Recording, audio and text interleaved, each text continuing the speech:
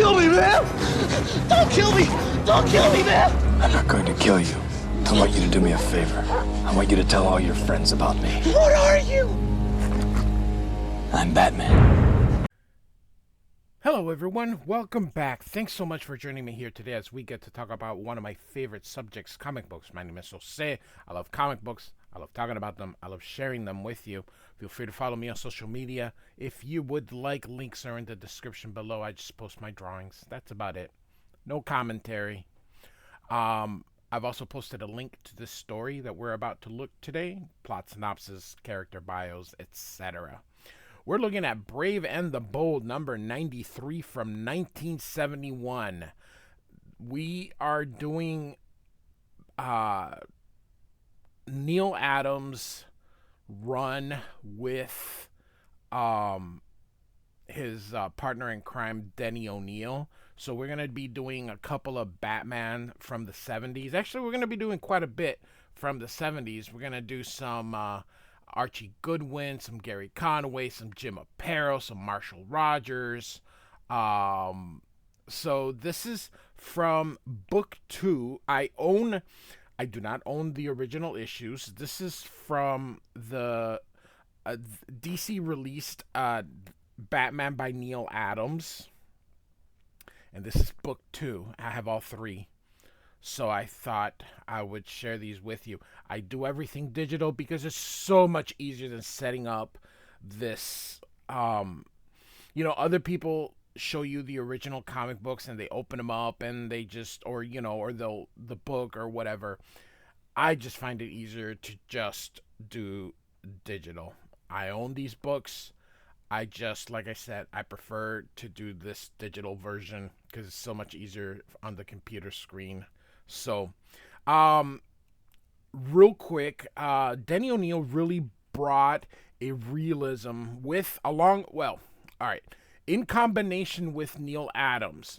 But the story is he grounded Batman into a more realistic, he took him out of that campiness of the 50s and 60s and decided to bring a more real-world approach. And Neal Adams' art just works perfectly. So, here we go. We see this guy running around. He's trying to get away. You can see him here. He's got a gun. Love the screen tones here. House, I believe, is done in pencil. So he's running.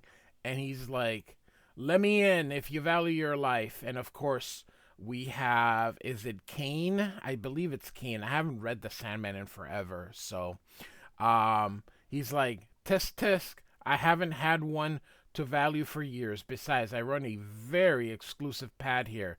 You're a nasty criminal type. And you may not enter. And so, of course, Batman is here following the guy here. He couldn't stay, but you, dear readers, are welcome. In fact, let's watch the rest of this dismal drama together. Now there, that fellow outside there, a sterling stalwart with those bat wings and all, he reminds me of my uncle from Transylvania. So the House of Mystery was like I never really read it. I have never read it. I just know that this guy is in The Sandman. I know that I think it was a anthology series with each episode kind of dealing with his own thing with him as narrator. It was Cain and Abel, I believe, from the Bible. Brave and the Bold was like an anthology series with Batman featuring somebody. So it was Batman with a guest star. Just like DC Comics Presents was Superman with a guest star. And World's Finest was Batman and Superman together. I believe Marvel had Marvel Team Up, which was Spider-Man and somebody. And then they had Marvel 2-in-1, which was The Thing and somebody, like a guest star. I don't know why they chose The Thing, but hey. All right. So let's continue. So Batman gets him. He says, end of the line, Beefy.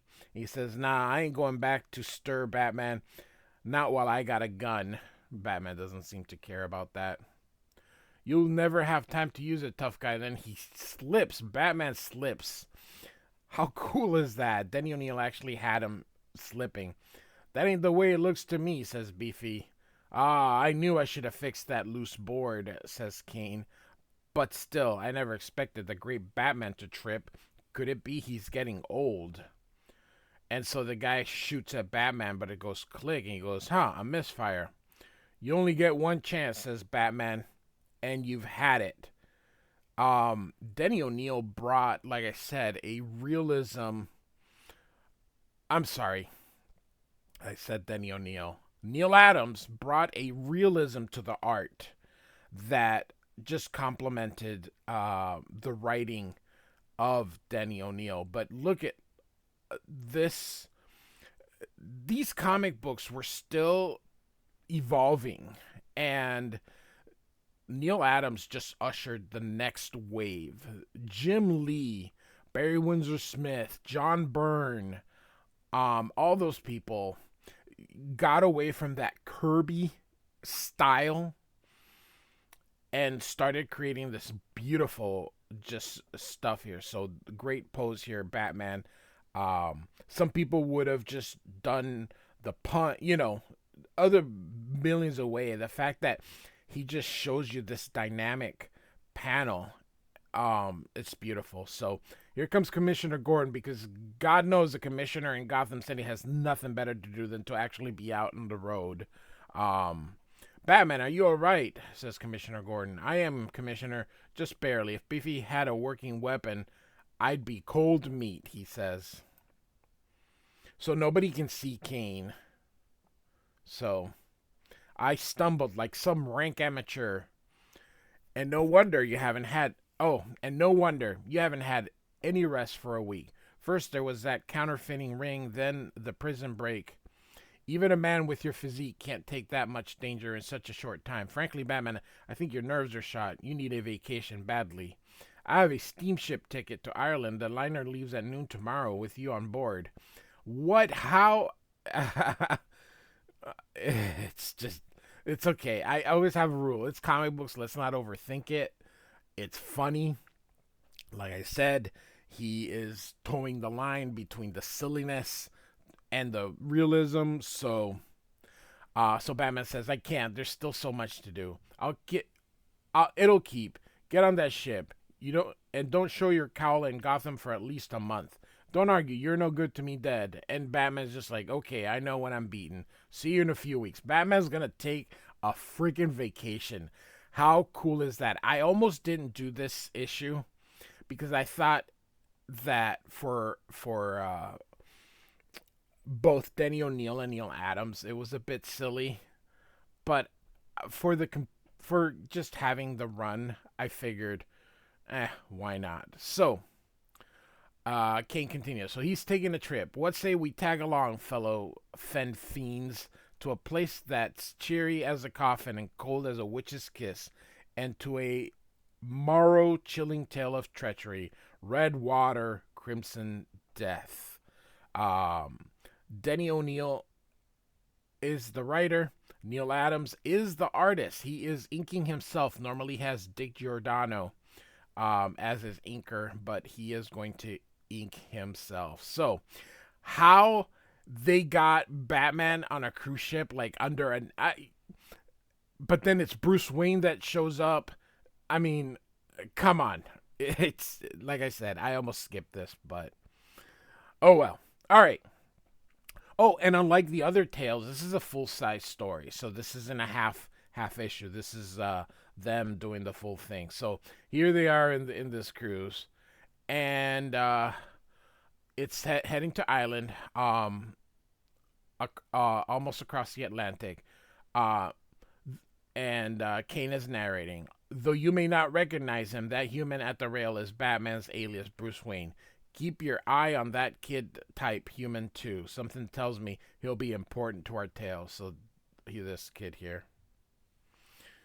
And so, we're nearing the Erin Isles off the north coast of Ireland. No radio stations, few telephone poles, and virtually no crime. A setting like that might just be what I need to get my head together.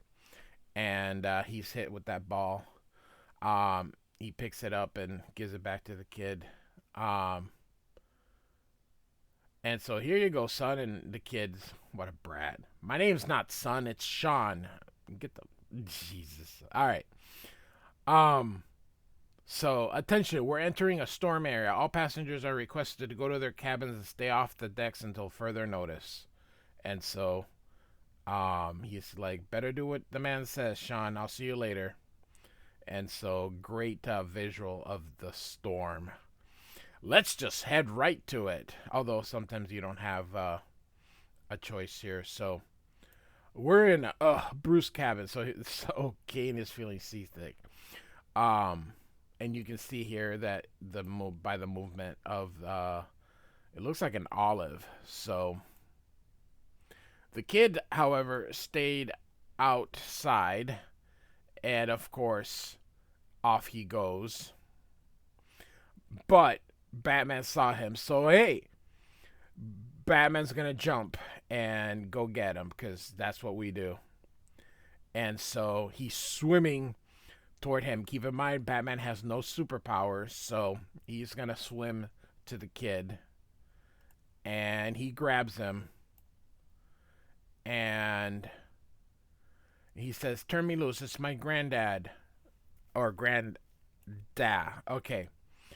And here he is. So this must be Poseidon, maybe, or Neptune, depending on either the Greek or the Roman equivalent. So it looks like this is one of the gods' kids. And so the kid passes out. They throw the life preserver. This wouldn't work. They put hot water on the feet to warm them up. Doc checks them out. So, all right. So Bruce Wayne is tired. He's like, I just need a new pair of pajamas and a week's sleep, he says. And so he's going to go get him, and he's startled because Alfred packed his Batman suit. He's like, I told Alfred not to pack this until I regain my health. The Batman is dead. And so I'm going to give him a burial. Let's see. This is why I wasn't going to cover it. But again, we're going to go right through it. So it's been 8 hours, so he got a full night's sleep here. So they're going to take the kid. He lives in one of these islands, and they're going to take him there.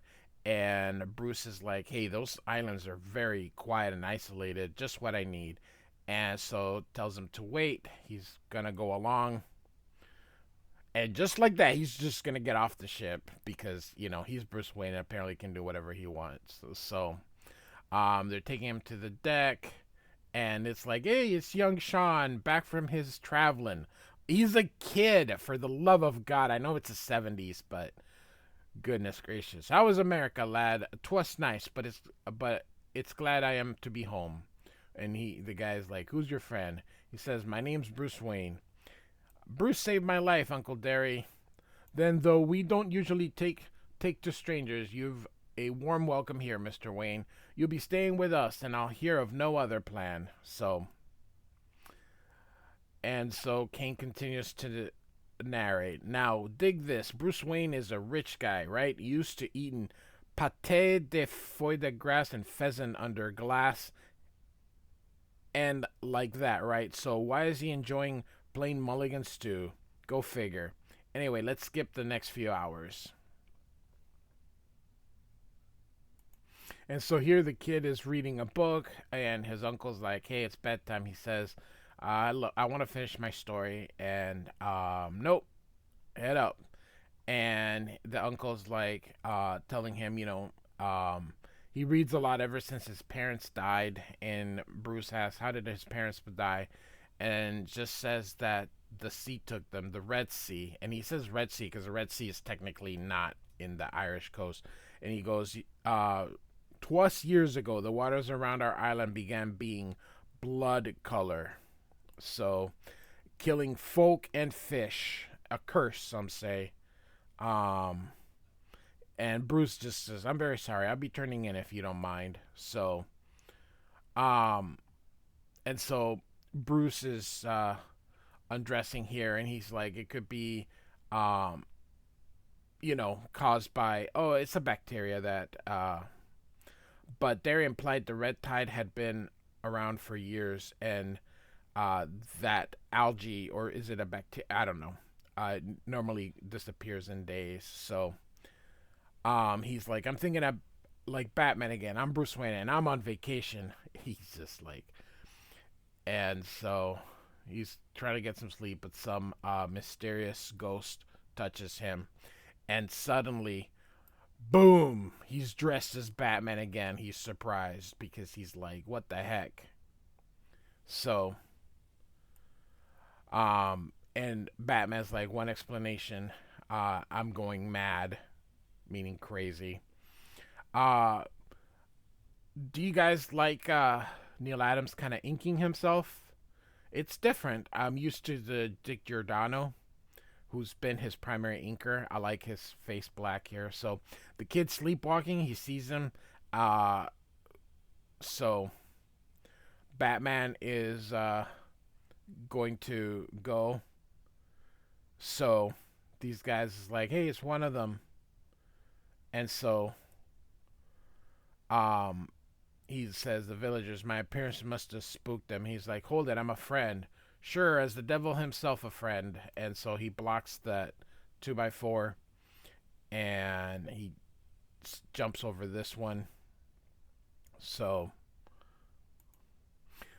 Batman here says, I'm as human as you are. I dress as I do for personal reasons, as he takes away I love vertical panels. I am unable to do them. I just I can't find creative ways to do it, and I'm impressed when I see vertical panels. Frank Miller does them very well. Todd McFarlane does them very well.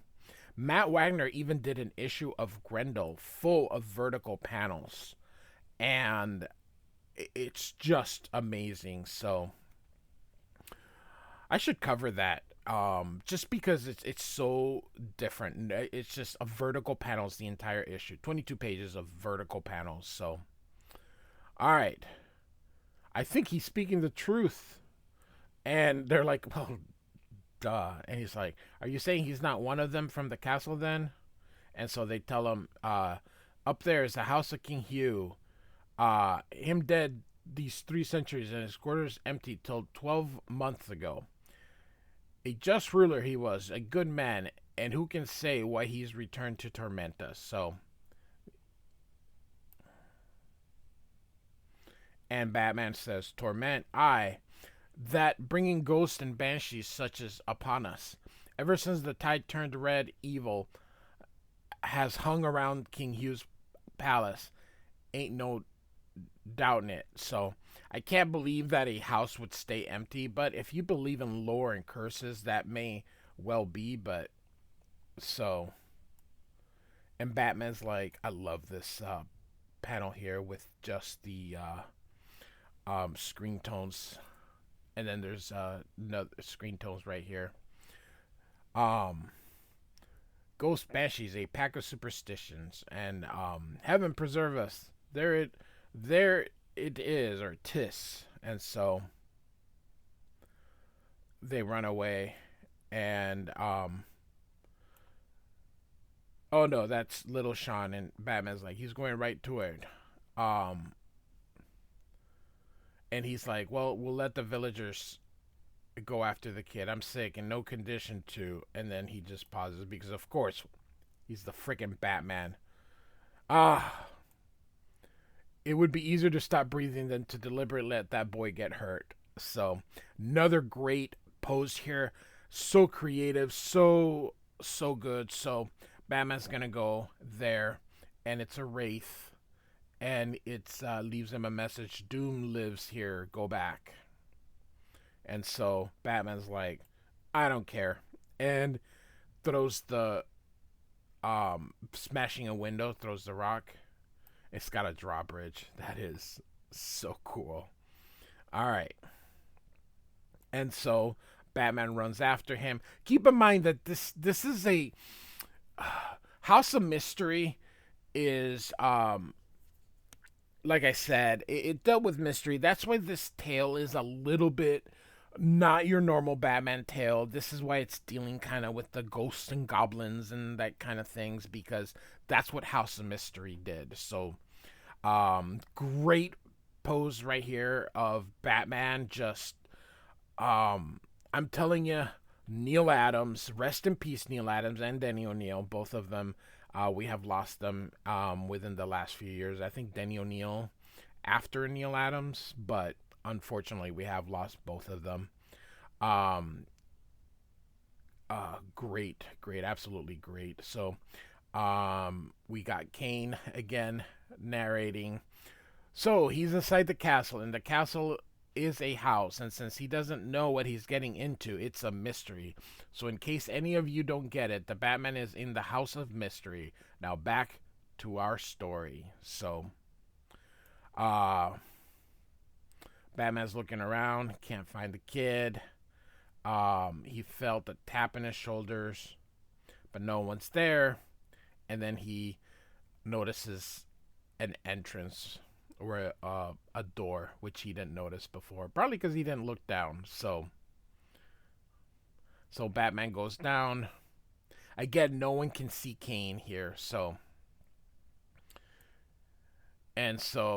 turns out that these guys did the whole thing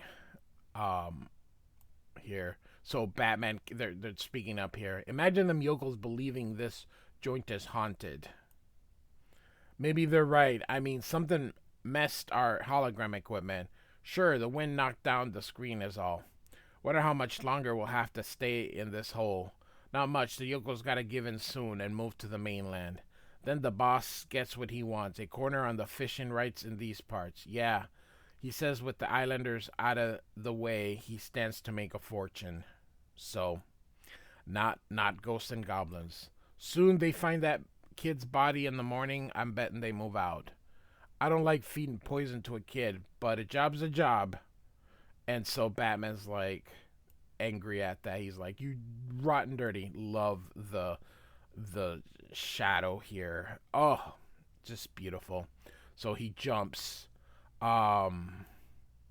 You just did not see these comics like this back in the day. So he really changed. If you looked at what Batman looked like, I have covered Neil Adams' very first issue of Batman, and the leaps that he has just taken, and that story, of course, was not written by, but that was one of the silliest stories ever, but he drew the heck out of it. So he hits this guy, gets rid of him.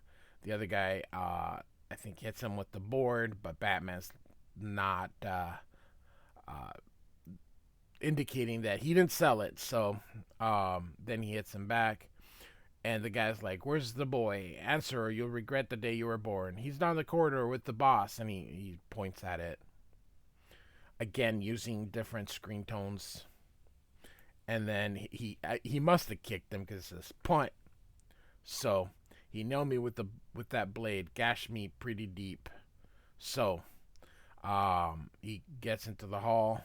So something's tugging at me, pulling me to the right. So he goes the way, and of course, hold them still.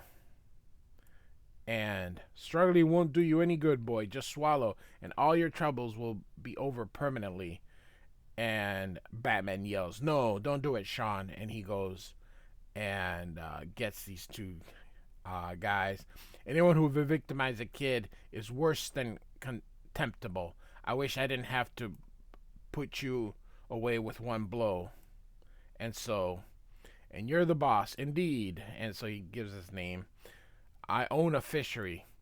So I heard. I know exactly who you are and what you've been doing, faking ghosts so you could manufacture your vile chemicals without being disturbed, dumping them into the ocean, murdering.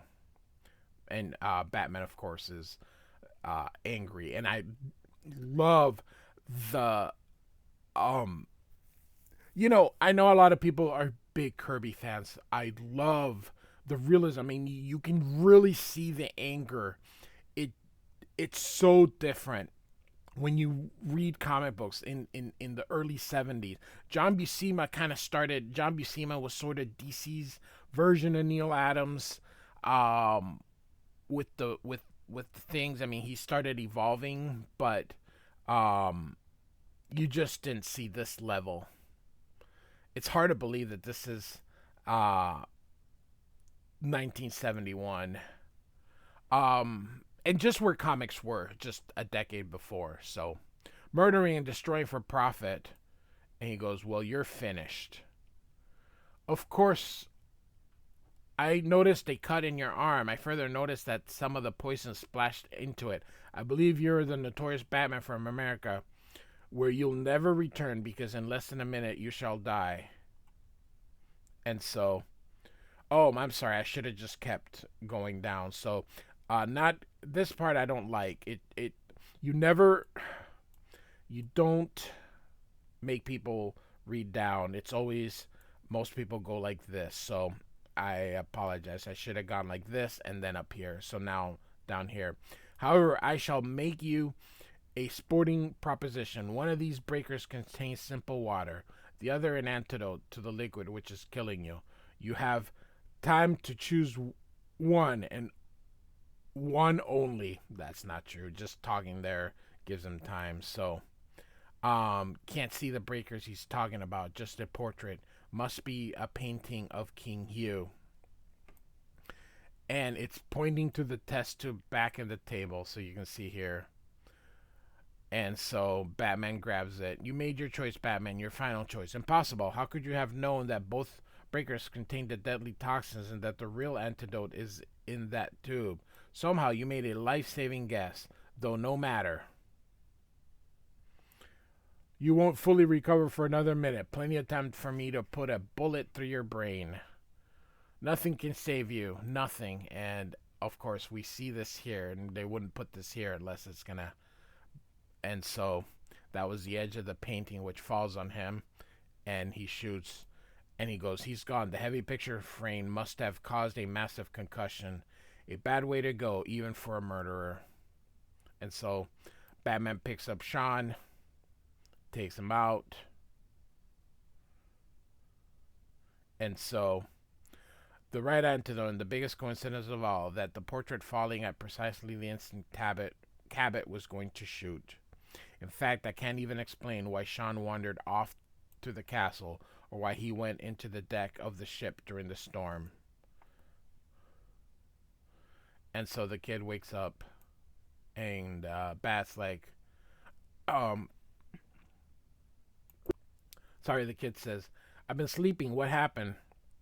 And Batman says, son, I don't think I'll ever know. And so, of course, we get Kane narrating one more time. Batman may never know, but we do, eh? King Hugh is gone, but not far, and he can't stand anybody disturbing his rest. So, here we go. So, again, this is Brave and the Bold was Batman and a guest star. So, in this case, it was the House of Mystery, kind of to bring exposure. The House of Mystery was DC's attempt at maturing, and so nothing more than to put it in a book that was selling to kind of get readers to go to it. So, The Brave and the Bold, number 93 from 1971, written by Denny O'Neil and drawn by one of the greatest, Neil Adams. He also inked it, so it's really nice to see Neil Adams penciling and inking his own work. So, hope you enjoyed it. Like and subscribe, and thanks for listening. Goodbye.